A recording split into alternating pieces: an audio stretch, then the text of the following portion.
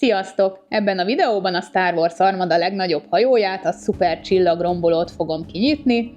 Ez nem csak azért különleges, mert egy hatalmas hajó, hanem azért is, mert még ez egy bontatlan példány, és világszerte elég kevés bontatlan példány van már, hiszen 2024 nyarán leállt a játék gyártása.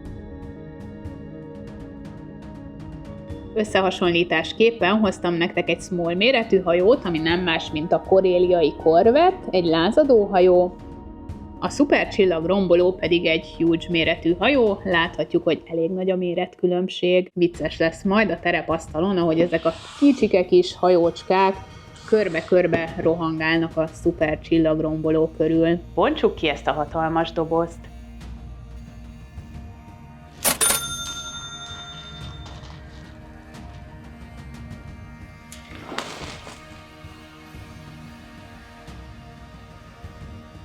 Már egy picivel jobban látszik a hajó, megmutatom a doboz másik oldalát is.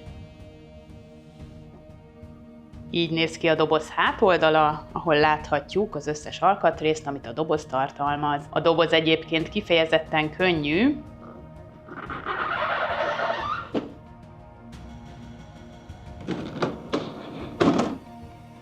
Érdekes, itt van egy ilyen kis pukli a háttérnél, valószínű ide vannak elrejtve az egyéb tartozékok. Íme a szuper csillagromboló. Mutatom a részleteket.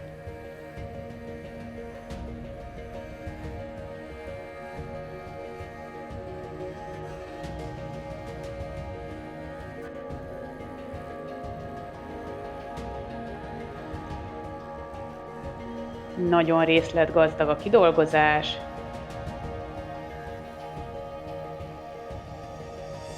Iszonyatosan jól néz ki. Úgy is mondhatnánk, hogy egy kis várost látunk itt.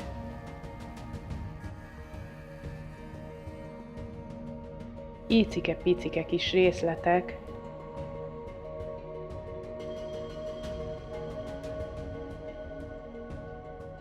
És ami igazán szuper, hogy ezeknek a Star Wars Armada hajóknak az alsó része is nagyon szépen kidolgozott. Meg is mutatom. A játék alatt nem is fog látszódni az alja, de mégis ilyen szépen kidolgozták. Mutatom itt is a részleteket.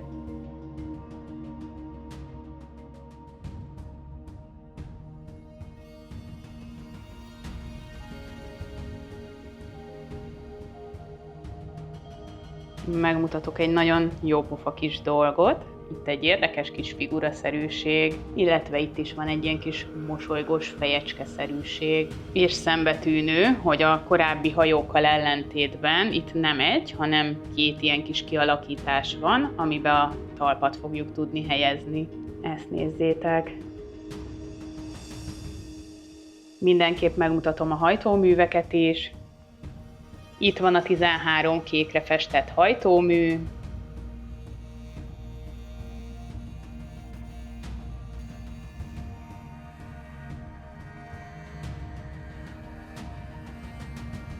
Tényleg nagyon jól néz ki. És ezt most szépen megnézem, de miután ráhelyezem a talpra, nem sokat fogom látni ezt az oldalát, pedig tényleg piszkosul jól megcsinálták. De ne feledkezzünk meg a tetejéről sem. Rengeteget el lehet időzni a részletek nézegetésével. Megmutatom az oldalát is, eléggé lapos ez a hajó. Ekkora a tenyerem, ekkora a hajó. A doboz természetesen még nem ürült ki, látszik, hogy ez a háttér itt teljesen besüllyedt a doboz aljába, azonban itt még alkatrészeket fogunk találni. Itt egy leírás a hajóról, a komponensekről, illetve az új szabályokról. Vannak speciális szabályok, amik kifejezetten csak a szuper csillagrombolóra vonatkoznak. Ilyen például az, hogy ennek a hajónak 4 helyett 6 tűzíve van, illetve az, hogy egy körben 2 helyett 3-szor is lőhet. Az összeszerelése is egy kicsit a mérete miatt speciális lett.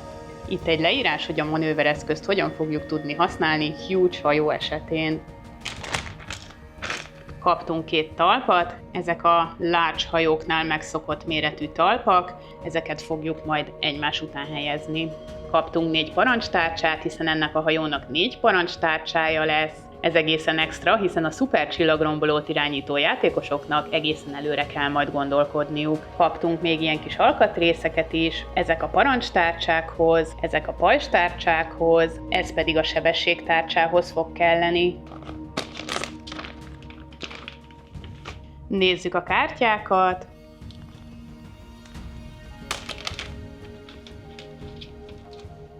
Kaptunk 2 admirálist, amik közül az egyik természetesen Palpatine. Kaptunk fejlesztéskártyákat.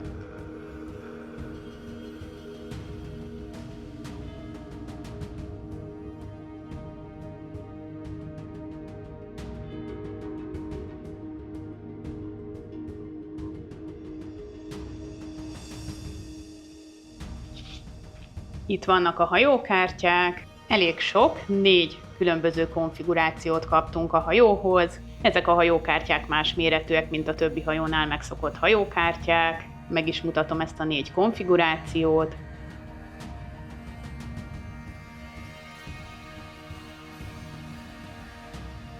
Egységes hátoldaluk van. Azt már most látjuk, hogy igencsak lassan fognak cammogni ezek a hajók, illetve a HP-juk eléggé magas, úgyhogy jó sok idő ezeket legyőzni. 6 oldalról fog tudni lőni ez a hajó, és 6 darab védelmi jelölője van. Nézzük a punchboardokat.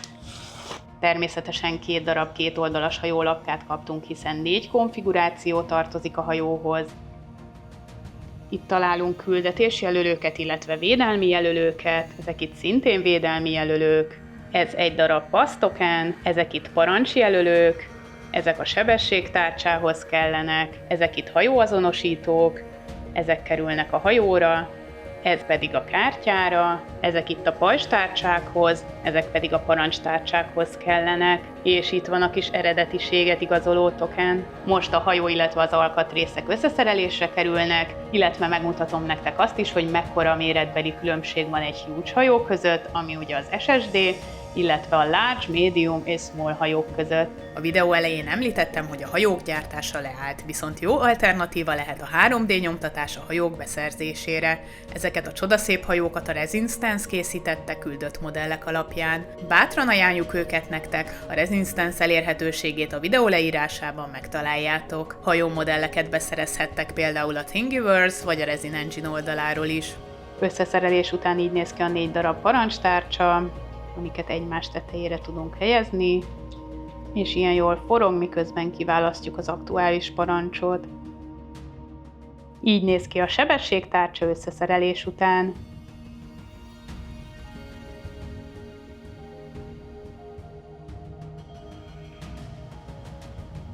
Így néz ki összeszerelés után a szuper csillagromboló. Óvatosan megmutatom a talpát.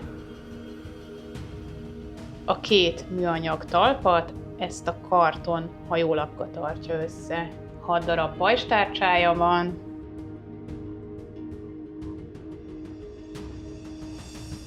Ő a szuper csillagromboló, ami huge méretű, ő a csillagromboló, ami large méretű, ő a Victory, ami medium méretű, ő pedig a Raider, ami small méretű hajó.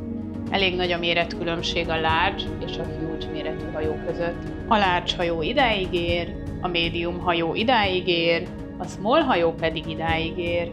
Ha izgalmasnak találtátok a videót, nézzetek körül a többi tartalom között, és találkozunk legközelebb is. Sziasztok!